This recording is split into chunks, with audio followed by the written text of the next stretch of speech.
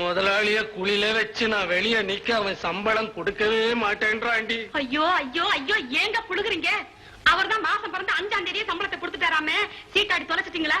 இந்த பிள்ளைக்கு பள்ளிக்கூடத்து சம்பளம் கட்ட முடியாம மாசம் மாசம் அந்த பில் மாஸ்டர் கட்டிக்கிட்டு இருக்காரு. அவருக்கு நம்ம பணத்தை எப்ப திருப்பி கொடுக்க போறோம்? பணத்தை திருப்பி கொடுக்கணும்னு சட்டமா புரோனாட்டா எழுதி கொடுத்திருக்கிறேன். ஆமா, முதலாளி சம்பளம் கொடுத்துட்டாரு. யார் அவன் சொன்னவன் உனக்கு?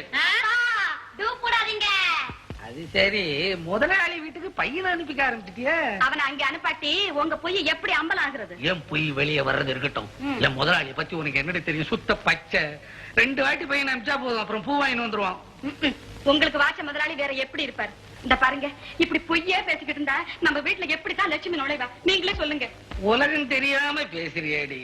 பொய் பேசுற வீட்டுலதான் லட்சுமி நுழையறா. நீ இந்த சாமியார் வார்த்தையை நம்பிக்கிட்டு ஆடுற. எதுக்கு எதிர்வாதம் பண்ணாதீங்க. அந்த புளிய மரத்து சாமியார் சொன்னபடி தினம் 1 மணி நேரம் பொய் பேசாம உண்மையை பேசி பாருங்களேன்.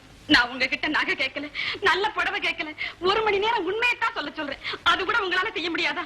சரிடி, பிசினஸ் பண்ற நேரத்துல பொய் பேசலன்னா முன்னுக்கு வரவே முடியாது.